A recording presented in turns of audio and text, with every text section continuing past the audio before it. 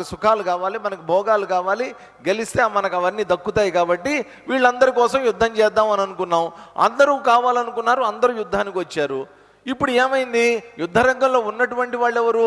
మన వాళ్ళే అందరూ. వాళ్ళందరికీ కావాలి, అందరికీ రాజ్యం కావాలి, సుఖాలు కావాలి, భోగాలు కావాలి. కానీ వీళ్ళందరూ ఏం చేస్తున్నారు? వాళ్ళ ప్రాణాలని, వాళ్ళ ధనాల్ని, వాళ్ళ రాజ్యాలన్నింటినీ కూడా త్యాగం చేసి ఇక్కడికి వచ్చారు.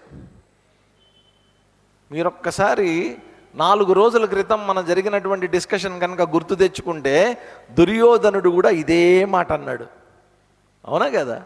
వీళ్ళందరూ ఇక్కడికి వచ్చినటువంటి వాళ్ళందరూ కూడా ఎవరైతే ఉన్నారో వాళ్ళ ప్రాణాల్ని పణంగా పెట్టి వచ్చారు అని దుర్యోధనుడు అన్నాడు ఇదే మాట.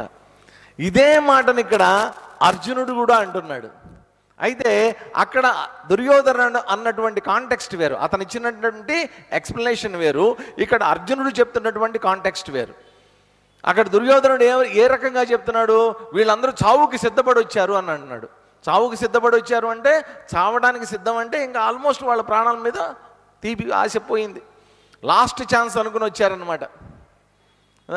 కానీ ఇక్కడ చెప్తున్నటువంటిది అట్లా కాదు. వీళ్ళందరూ ప్రాణాలని త్యాగంగా, వాళ్ళ ఆస్తుల్ని త్యాగంగా, పణంగా పెట్టి వచ్చినటువంటి వాళ్ళు. నిజంగా అండి, యుద్ధానికి వెళ్ళటము అంటే ఎలా ఉంటుందంటే విజయమో వీరస్వర్గమో అన్నట్టు వెళ్ళేవారు. యుద్ధం చేసిన తర్వాత ఫలితం ఏదైనా రావచ్చు, జరిగితే అపజయము కలగచ్చు, లేదా విజయము కలగచ్చు. విజయం కలిగిందా, ఇదిగో ఈ రాజ్యాలు, సుఖాలు అన్నీ లభిస్తాయి. ఒకవేళ అపజయం కనుక కలిగి నేను కనుక యుద్ధరంగంలో చనిపోతే అక్కడ ఇంట్లో ఉండేటటువంటి నా వాళ్ళందరూ బాధపడతారు, రాణులందరూ బాధపడతారు, పుత్రపౌత్రాదులు బాధపడతారు. అప్పటిదాకా సంపాదించినటువంటి ఆస్తిపాస్తులు, సుఖాలు అన్నీ కూడా ఒక్కొక్క క్షణంలో వృధా అయిపోతాయి. ఇంత లాస్. అంతేకాదు, ఇక్కడ అర్జునుడు చెప్పేటటువంటి దాంట్లో ఇంకొకటి ఏంటంటే, ఇప్పుడు వచ్చింది యుద్ధానికి, దీంట్లో ఎవరు చస్తారు, ఎవరు బతుకుంటారు అనేటువంటిది చెప్పడం కష్టం, చాలా కష్టం, చివరి దాకా చాలా కష్టం ఇది. కాబట్టి అటువంటి వీళ్ళందరూ కూడా చావుకి సైతం సిద్ధపడి వాళ్ళ రాజ్యాలన్నింటినీ కూడా వాళ్ళ ఊర్లో ఉంచుకుని అక్కడ వాటిని వదిలిపెట్టి ఇక్కడికి వచ్చి వాళ్ళందరూ కూడా యుద్ధం చేస్తున్నారు. కానీ మనం యుద్ధం దేనికోసం చేయబోతున్నాం? వీళ్ళందరి సుఖాల కోసం, సంతోషాల కోసం చేయబోతున్నాం. అటువంటి వాళ్ళే యుద్ధం చేస్తే, ఇప్పుడు నేను యుద్ధం చేస్తే ఇంకొకడు సుఖపడతాడు అంటే అర్థం వేరు. నేను సుఖపడాలని చెప్పి నేనే యుద్ధంలోకి వస్తే, ఇప్పుడు మనకి పాకిస్తాన్ ఇండియా బోర్డర్ ఉందండి. మొన్న గొడవలు జరిగాయి, యుద్ధం జరిగింది. యుద్ధం జరిగినప్పుడు అక్కడ పోట్లాడినటువంటి వాళ్ళు ఉన్నారు. స్వయంగా సైనికులు వెళ్ళి బోర్డర్ అవతలకు వెళ్ళి పోరాటం చేసినటువంటి వాళ్ళు ఉన్నారు కదా. మనకేమన్నా నష్టం వచ్చిందా? మనకేమన్నా అయిందా? ఇక్కడ ఇంట్లో కూర్చొని టీవీలు కూర్చొని చూసాం మనందరం, మనకేం ప్రాబ్లం లేదు. కానీ ఒక్కటి ఆలోచించండి, ఆ సైనికుల యొక్క ఫ్యామిలీలు ఎలా తల్లడిల్లి ఉంటాయో ఒకసారి ఆలోచించండి. అయ్యో నా భర్త అక్కడ ఉన్నాడే, అయ్యో నా తండ్రి అక్కడ ఉన్నాడే బోర్డర్లో, అయ్యో చస్తే ఇస్తారు. ఇక్కడ ఒక మెడల్ అయితే ఇస్తారు, ఏ పరమవీర చక్రానో శౌర్య చక్రానో ఏదో ఒకటి తగిలిస్తారు మెడకి, అది వేరే. కానీ ప్రాణాలు పోతాయే. సుఖంగా ఉందామని, సంపాదించుకుందామని యుద్ధంలో చేరినటువంటి వాడు యుద్ధంలో చనిపోతే ఆ ఫ్యామిలీ పరిస్థితి ఏంటి? మనకేం సంబంధం లేదు దాంట్లో. వాళ్ళు కొట్టుకుంటున్నారు, మనం టీవీలో చూసుకున్నాం అందరం. అలా ఉంటుంది యుద్ధం అంటే. కాబట్టి అర్జునుడి యొక్క బాధ అది. దాంతోపాటు ఏమంటున్నాడు, మళ్ళా ఒకసారి లిస్ట్ అంతా చదువుతున్నాడు చూడండి. ఆచార్యా పితర పుత్రాః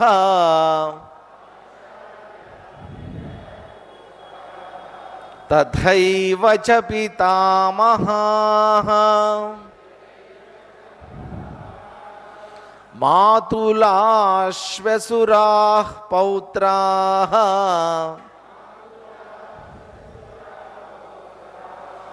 శ్యాలాః సంబంధినస్తథా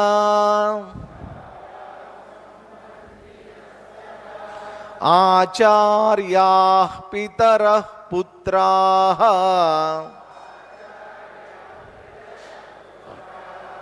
తథైవ చ పితామహాః మాతులాశ్వసురాః పౌత్రాః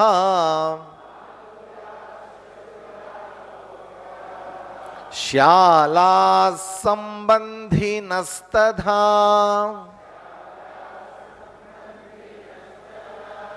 ఆచార్యాః పితరః పుత్రాః తథా ఏవ అలాగే పితామహాః మాతులాః శ్వశురాః పౌత్రాః శ్యాలాః సంబంధినస్తథా.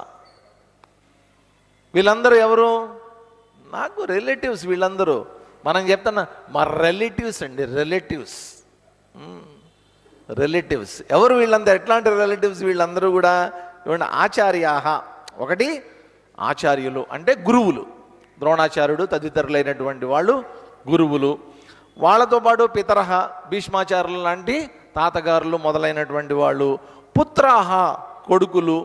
తథైవచ పితామహాః అదేవిధంగా తాతగారులు. మాతులాః అల్లుళ్ళు ఉన్నారు. శ్వశురాః మామగారులు ఉన్నారు. పౌత్రాః మనవళ్ళు ఉన్నారు. శ్యాలాః శ్యాల అంటే బావమరుదులు. హిందీలో మన వాళ్ళు సాలా అంటారు.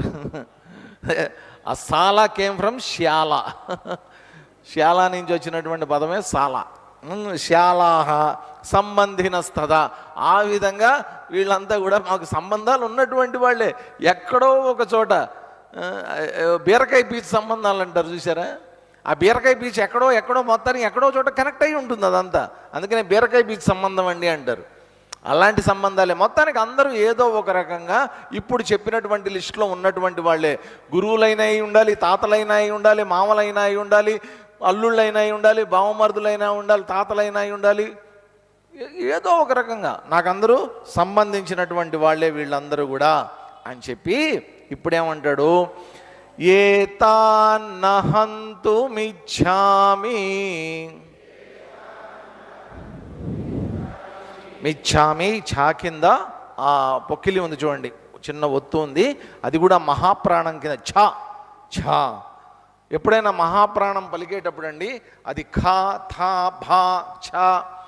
ఒక్కసారి ఇదేం చేస్తారంటే ఛానండి, మనం ఎవరి దగ్గర మన నచ్చలేదనగానే వెంటనే అప్పుడు ఎట్లా చెప్తాం? ఛా. ఆ ఛా వేరు, మామూలుగా ఛా వేరు. ఛ ఆ ఛా పలకటం కూడా అట్లా పలకాలి. ఇచ్ఛా ఇచ్ఛా. ఒకసారి పొట్ట మీద చేయి పెట్టుకోండి, పొట్ట మీద. ఇప్పుడు ఛా అనండి, పొట్ట కదలాలన్నమాట. అంటే గాలి లోపల ఛా ఖా భా థా ఝా, పొట్ట లోపలికి వెళ్ళాలి. That's why they are called మహాప్రాణాస్.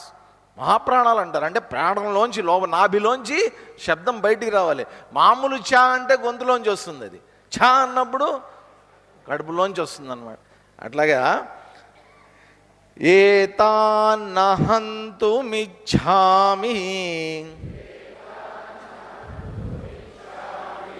ఘ్నతోపి Madhusudana అపి త్రైలోక్య రాజ్యస్య హేతోః కిం ను మహీకృతే ఏతాన్నహంతుమిచ్ఛామి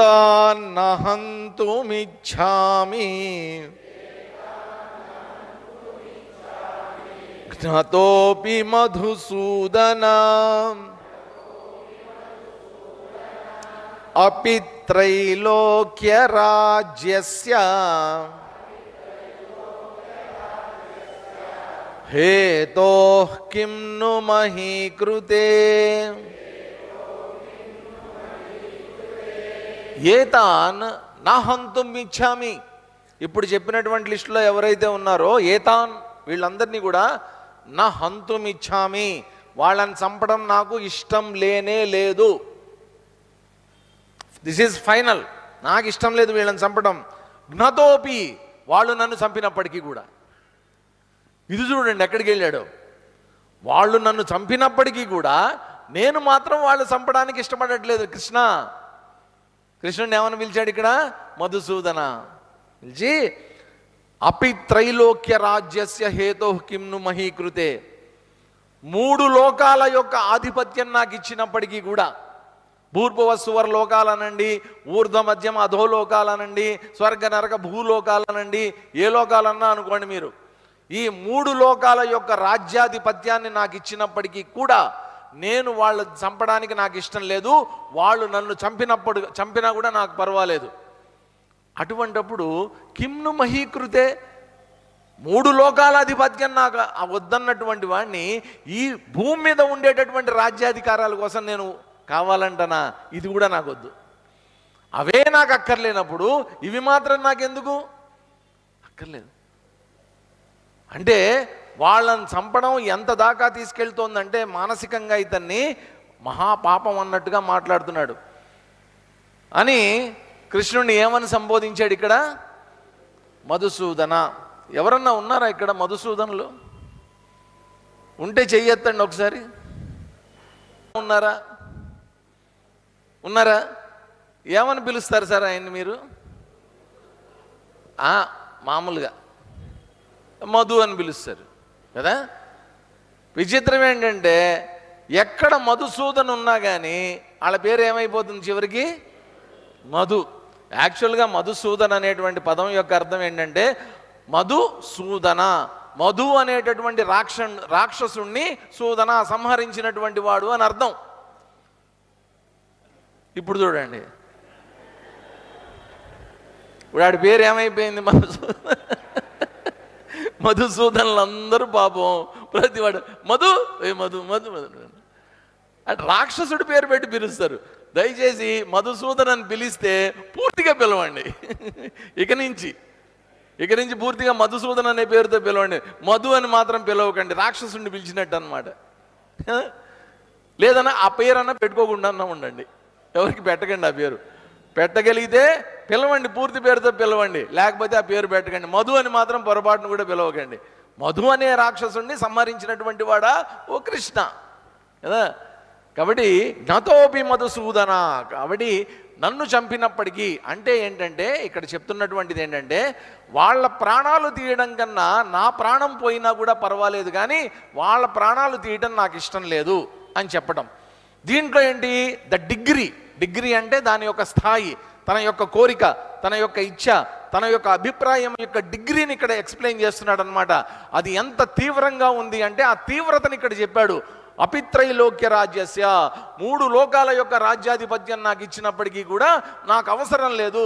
అటువంటి వాణ్ణి ఈ చిన్న రాజ్య సుఖాల కోసం, భూమి మీద రాజ్య సుఖాల కోసం నేను పోట్లాడతానా కృష్ణ? నాకు వద్దయ్యా. అసలు మహాభారత మహాసంగ్రామం ప్రారంభమవుతోంది అని ఎప్పుడైతే డిక్లేర్ అయిందో అప్పుడు ఏం జరిగిందో తెలుసా అండి? అసలు అన్ని లోకాల్లో ఉండేటటువంటి ఇంక్లూడింగ్ పితృలోకాల్లో ఉండేటటువంటి పితృదేవతలతో సహా నరకం కానీ స్వర్గం కానీ ఇతర లోకాలు ఏ లోకాల్లో ఉన్నాయో ఆ లోకాల్లో ఉన్నటువంటి దేవతలందరూ ఎవరైతే ఉన్నారో అందరూ ఇట్లా లైవ్ టెలికాస్ట్ పెట్టుకొని కూర్చుని ఉన్నారు, టీవీల ముందు కూర్చున్నారు. ఎప్పుడు యుద్ధం మొదలవుతుందా? ఎప్పుడు అర్జునుడు బ్యాటింగ్ చేస్తాడా? ఎప్పుడు సిక్సర్లు కొడతాడా? ఎప్పుడు 4లు కొడతాడా? మనం ఎప్పుడు చూస్తామా అన్నట్టుగా కూర్చొని ఉన్నారు అక్కడ. ఇంకా విచిత్రం ఏంటంటే ఆల్రెడీ పూల బుట్టలు దండలు కొనుక్కొని వచ్చేసారు. నిజంగా అండి, ఆల్రెడీ పూలు కూడా సిద్ధం చేసుకున్నారట. ఒకవేళ అర్జునుడు మహాభారత సంగ్రామంలో గెలిస్తే అర్జునుడి వల్లే యుద్ధం గెలుస్తారు కాబట్టి పూల వర్షం కురిపిద్దామని బుట్టలు తట్టలు లారీలు పూలు రెడీ చేసి పెట్టుకున్నారు. రెడీ చేసి పెట్టుకుంటే ఈయన ఏం మాట్లాడుతున్నాడు ఇక్కడ? జనాల ఎక్స్పెక్టేషన్స్ ఎట్లా ఉంటాయి? ఇప్పుడు విరాట్ కోహ్లీ లేదా సచిన్ టెండూల్కర్ క్రీజ్లోకి వెళ్ళి అమ్మ నాకు భయం వేస్తుంది, నేను ఆడాలా వద్దా, వీళ్ళు చూస్తే అంత మనోళ్ళలాగానే ఉన్నారు అని క్రీజ్లోకి వెళ్ళిన తర్వాత అప్పుడు పిచ్చి మాటలు మాట్లాడారనుకోండి, ఎట్లా ఉంటుంది? Once you are in the crease you have to play. అక్కడికి వెళ్ళిన తర్వాత అక్కడ నిల్చున్న తర్వాత నువ్వు ఆడాల్సిందే. యుద్ధంలోకి వచ్చిన తర్వాత నువ్వు యుద్ధం చేసి తీరాల్సిందే. ఇది మామూలుగా వచ్చినటువంటి యుద్ధం కాదు. ఇంతకుముందు దీనికి పెద్ద ఎంతో కథ ఉంది. ఆ కథ అంతా జరిగిన తర్వాత ఇప్పుడు యుద్ధం అనేటువంటిది ఈ స్థితికి వచ్చింది. ఇటువంటి స్థితిలో నాకు 3 లోకాలు ఇచ్చినా నేను వద్దంటానయ్యా, నాకు వద్దయ్యా యుద్ధం అని అంటూ తర్వాత ఏమంటున్నాడంటే నిహత్య ధార్తరాష్ట్రాన్నః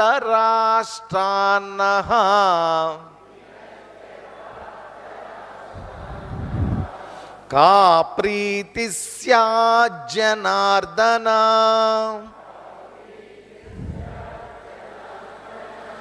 పాపమేవాశ్రయేదస్మాన్ హత్వైతానాతతాయినః.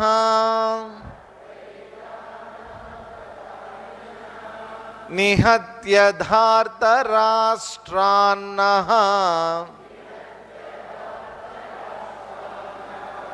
కా ప్రీతి స్యాత్ జనార్దన.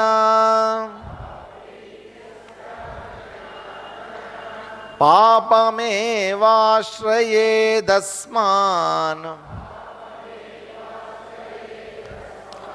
హత్వైతానాతతాయినః. జనార్దన, ఓ కృష్ణ, ధార్తరాష్ట్రాన్ నిహత్య నహ కా ప్రీతి స్యాత్. క్వశ్చన్ల మీద క్వశ్చన్లు అడుగుతున్నాడు శ్రీకృష్ణుడి. ఏమని అడుగుతున్నాడు ఇక్కడ? ధార్తరాష్ట్రాన్, ధృతరాష్ట్రపుత్రులైనటువంటి ఈ కౌరవుల్ని నిహత్య, సంహరించడం కాదండి, ఏమని వాడుతున్నారు ఆ పదం చూడండి. నిహత్య, వాళ్ళని సంహరించినందువల్ల నహ కా ప్రీతి స్యాత్, మనకేం లాభం? ఏమన్నా క్వశ్చనేనా ఇది? అసలు ఇది ప్రశ్నేనా? వాళ్ళని చంపితే మనకు వచ్చే లాభం ఏంటంటావు కృష్ణ? ఏం లాభం మనకి అని. ఆతతాయినః ఏతాన్ హత్వా, ఆతతాయిలైనటువంటి ఈ కౌరవుల్ని హత్వా, వీళ్ళని చంపినందువల్ల అస్మాన్ పాపం ఏవాశ్రయేత్, మనకు వచ్చేది పాపమే. కౌరవుల్ని గనక మనం సంహరిస్తే మనకి పాపం చుట్టుకుంటుంది అంటాడు. పైగా ఇప్పుడు పుణ్యం చేయడానికి వచ్చాడా, పాపం చేయడానికి వచ్చాడా? ఈయన దృష్టిలో ఏంటంటే వీళ్ళందరినీ నేను చంపబోతున్నాను, వీళ్ళు చచ్చిపోతారు నా చేతుల్లో, వీళ్ళని చంపితే మనకు వచ్చేటటువంటిది ఏంటి? అసలు లాభమే ఉంది? పైగా ఏ లాభం రాకపోవడం పోతే పోని, వచ్చేది ఏమిటిట? పాపం చుట్టుకుంటుందయ్యా మనకి, పాపం. ఎలాంటి వాళ్ళు వీళ్ళందరూ? ఆతతాయినః. పాండవులు కౌరవులకి ఒక నిక్నేమ్ ఉందండి. ఏంటా నిక్నేము? ఆతతాయి. మామూలుగా మనం ఆకతాయి అనే పేరు వింటాం. దాదాపుగా ఆకతాయి అనే పదం కూడా ఈ ఆతతాయి అనేటువంటి పదంలోంచి వచ్చినటువంటిదే. ఆకతాయిలండి, వాళ్ళంతా ఆకతాయి కుర్రాళ్ళండి. అంటే చిల్లర మల్లరగా తిరిగేటటువంటి వాళ్ళు, సరైనటువంటి సంస్కారం లేనటువంటి వాళ్ళు, సరైనటువంటి డిసిప్లిన్ లేనటువంటి వాళ్ళు, అటువంటి వాళ్ళని మనం ఆకతాయిలు అంటాం. చెడ్డ పనులు చేసేటటువంటి వాళ్ళు, అందరినీ ఏడిపించేటటువంటి వాళ్ళు, అటువంటి లక్షణాలు ఉన్నటువంటి వాళ్ళని ఆకతాయిలు అంటాం. ఇక్కడ కూడా ఆతతాయినః అనే పదం వాడారు. ఆతతాయిలు అంటే ఎవరు అంటే ఇక్కడ చెప్పినటువంటివి 6 లక్షణాలు. ఈ 6 లక్షణాలు కనుక ఉంటే వాళ్ళు ఆతతాయిలు. ఏమిటా 6 లక్షణాలు అంటే? ఇంటికి నిప్పు పెట్టేటటువంటి వాళ్ళు నెంబర్ 1. కొంతమంది సైలెంట్గా ఏం చేస్తారంటే అవతల వాళ్ళ మీద పగ తీర్చుకోవాలనుకోండి, ఏం చేస్తారు? వెళ్ళి నిప్పు పెట్టి వస్తారు. అంటే ఇప్పుడంటే మనకి చక్కగా ఇవేవి ఆర్సీసీ బిల్డింగ్స్ వచ్చాయి, కానీ పూర్వకాలం ఆ పాకల్లోనో లేకపోతే పెంకుటిళ్లలోనో చెక్కలతో చేసిన, కొయ్యలతో చేసిన ఇళ్ళు కనుక ఉంటే ఏం తెలియకుండా సైలెంట్గా వెళ్ళి నిప్పు పెట్టేసి వస్తారు. ఇంట్లో వాళ్ళని నాశనం చేయాలనో లేకపోతే వాళ్ళ ఆస్తిని నష్టం చేయాలనో ఏదో ఒక దుర్బుద్ధి దాని వెనక కదా. ఇక్కడ కూడా కౌరవులు ఏం చేశారు? లాక్షాగృహానికి నిప్పు పెట్టారు కదా. వీళ్ళని సంహరిద్దామని, ఆ లాక్షాగృహంలో సంహరిద్దామని ప్రయత్నం చేశారు. ఇంటికి నిప్పు పెట్టేటటువంటి వాడు, విషం పెట్టేటటువంటి వాడు. ఇది చిన్నప్పుడే జరిగిపోయింది. గురుకులంలో ఉన్నప్పుడు వీళ్ళు విద్యాభ్యాసం చేస్తున్నప్పుడే వీళ్ళకి విషం పెట్టి చంపాలనేటువంటి ప్రయత్నం అప్పుడే జరిగిపోయింది. దాంతోపాటు కత్తి పట్టుకుని నరికేటటువంటి వాడు, కత్తి ఎక్కువ పెట్టేటటువంటి వాడు. ఒకసారి కాదు, 2 సార్లు కాదు, కనీసం మహాభారతంలో 10-15 సార్లు జరిగింది కౌరవులు పాండవుల మీద కత్తి ఎత్తినటువంటి సందర్భాలు. దాంతోపాటు ధనాన్ని దోచుకునేటటువంటి వాడు, కౌరవులు పాండవుల ధనానంతా దోచుకున్నారు కదండి. వాళ్ళు మాయాజూదంలో ఓడించారు. మాయాజూదంలో ఓడించి మొత్తం లాక్కున్నారు. దాంతోపాటు నేలను అపహరించేటటువంటి వాళ్ళు, ధనాన్ని అపహరిస్తే పర్వాలా, వాళ్ళకు ఉండేటటువంటి ప్రాపర్టీస్ ఏవైతే ఉన్నాయో వాళ్ళ ఇళ్ళు కానీ లేకపోతే వాళ్ళ భూములు కానీ ఆక్రమించుకునేటటువంటి వాళ్ళు. ఈ రోజుల్లో కూడా మనం చూస్తూ ఉంటాం, భూములను ఆక్రమించుకుంటూ ఉంటారు. వాళ్ళ కానటువంటి దాన్ని ఆక్రమించుకుంటూ ఉంటారు. అలా ఆక్రమించుకునేటటువంటి వాళ్ళు. ఇంకొకటి చివరిది ముఖ్యమైనటువంటిది, పరస్త్రీని చెరబట్టేటటువంటి వాళ్ళు. పరస్త్రీని చెరబట్టేటటువంటి వాళ్ళు. తన భార్యని తప్ప వేరే వాళ్ళని ముట్టుకోవడానికి మన సంస్కృతి ఒప్పుకోదండి, మన ధర్మం ఒప్పుకోదు. నువ్వు ఎవరినన్నా టచ్ చేస్తావు అంటే కేవలం నీ భార్యని మాత్రమే ముట్టుకోవాలి, లేదా నీ తల్లి పాదాలని ముట్టుకోవాలి. ఈ రెండే అర్హతలు ఎలాంటి వాడికైనా సరే. అలాంటిది పరస్త్రీ మీద చెయ్యి వేయటం కానీ, తల మీద చెయ్యి వేయటం కానీ, చెయ్యి పట్టుకోవటం కానీ, ఇవన్నీ కూడా పాపం కిందకు వస్తాయి. అంతే. అటువంటి చెరబట్టడం. పైగా మనకి తెలుసు కదా, కౌరవ సభలో ద్రౌపదికి జరిగినటువంటి అవమానం మనందరికీ తెలుసు. ఎంత ఘోరంగా ఆ రోజున ఆవిడని అవమానించారో. జుట్టు పట్టుకొని లాక్కొచ్చారు సభలోకి, నిండు సభలోకి జుట్టు పట్టుకొని లాక్కొచ్చారు. ఆ దుశ్శాసనుడు ఆ చీరని తీసేయడానికి ప్రయత్నం చేశాడు. ఒంటి మీద ఉన్నటువంటి వలువలు తీసేయడానికి ప్రయత్నిస్తే ఆ సమయంలో ద్రౌపదీదేవి కృష్ణుడిని తలుచుకుంటే కృష్ణుడు ప్రత్యక్షమై బట్టలను నొసగాడు. అంత ఘోరమైనటువంటి అవమానం. జుట్టు పట్టుకొని లాక్కొచ్చాడని చెప్పి ఆ రోజే భీముడు శపథం చేస్తాడు కదా. ఇంత జరిగింది. స్త్రీని దీంట్లో ఈ 6 పాపాల్లో పాండవులు చెయ్యనటువంటిది ఏదన్నా ఒకటన్నా ఉందా? అన్నీ చేశారు. కౌరవులు కదా. పాండవుల పట్ల ఇన్ని రకాలైనటువంటి పాపాలు ఎన్ని చెయ్యాలో అన్ని చేశారు. నాకు తెలిసినంత వరకు ఇవి కాకుండా ఇంకా చాలా చేశారు వాళ్ళు. ఇన్ని చేసిన తర్వాత కూడా వాళ్ళ మీద అర్జునుడు ఎందుకు జాలి చూపిస్తున్నాడు అనేటువంటిది ప్రశ్న ఇక్కడ. ఎందుకు జాలి చూపిస్తున్నాడు చెప్పండి? ఒకటే ఒకటి. ఏంటది? నా బంధువులు, నా వాళ్ళు, నా తాతలు, తండ్రులు, వీళ్ళందరూ నా అన్నదమ్ములు. ఆఖరికి ఈ అన్నదమ్ముల లిస్టులోకి ఎవరెవరు వచ్చేశారు? దుర్యోధనుడు వచ్చాడు, దుశ్శాసనుడు వచ్చాడు. వీళ్ళందరూ ఈ లిస్టులోకి వచ్చినటువంటి వాళ్ళే. ఆతతాయి లిస్టులో వీళ్ళందరూ ఉన్నారు. అయినప్పటికీ కూడా వీళ్ళని చంపితే, అంటే చూడండి ఎట్లా ఉందంటే, ఒక పాపం చేసినటువంటి వాడిని చంపితే కూడా మనకు వచ్చేటటువంటిది పాపమే. సూత్రం అది. పాపం చేసి ఉండవచ్చు వాళ్ళు, కానీ వాళ్ళని సంహరిస్తే మనకు వచ్చేటటువంటిది పాపమే. ఇది ఇవాల్టి రోజున కూడా మన భారతీయ చట్టాల ప్రకారం కానివ్వండి, మన రాజ్యాంగం ప్రకారం కానీ ఎప్పుడైనా ఒకటే ఏంటంటే, నువ్వు ఎవరిని చంపడానికి వీల్లేదు. వాడు ఎంత తప్పు చేసినటువంటి వాడైనా సరే దానికి తగినటువంటి శిక్షలు ఉంటాయి, దానికి తగినటువంటి చట్టాలు ఉన్నాయి, సెక్షన్స్ ఉంటాయి. దాని ప్రకారం జరుగుతుంది తప్ప నాకు తప్పు చేశాడండి నేను వెళ్ళి చంపేస్తాను అని అనటానికి వీల్లేదు.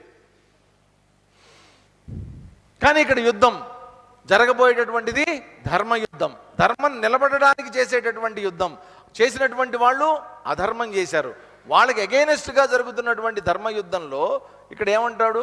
వాళ్ళు అధర్మం చేసినప్పటికీ కూడా కౌరవులు, నేను మాత్రం వాళ్ళ పట్ల చంపను. నేను నాకు ఎందుకని? చంపితే మనకి పాపం వస్తుంది కానీ దీంట్లో పుణ్యం ఎక్కడొస్తుందయ్యా అంటాడు. ఇక్కడ ఏం మర్చిపోయాడు చెప్పండి అర్జునుడు? ఏం మర్చిపోయాడు? బంధుత్వాల యొక్క చట్రంలో ఇరుక్కుపోయి ధర్మాన్ని మర్చిపోయాడు. ధర్మాన్ని ఎప్పుడైతే మర్చిపోయాడో బంధుత్వాలన్నీ కనిపిస్తున్నాయి. ఆఖరికి పాపం కూడా పుణ్యంలాగానే కనిపిస్తోంది. ఆఖరికి అధర్మం కూడా ధర్మంలాగానే కనిపిస్తోంది అర్జునుడికి అని చెప్పి తర్వాత ఏమంటున్నాడు చూడండి, 37వ శ్లోకం. తస్మాన్నార్హా వయం హంతుం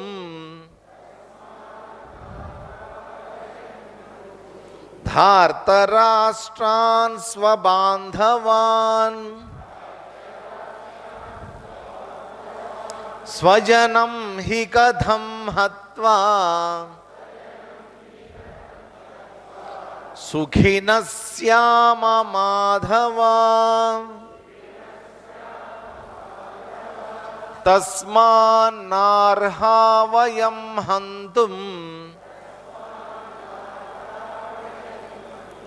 ధార్తరాష్ట్రాన్ స్వబాంధవాన్ స్వజనం హి కథం హత్వా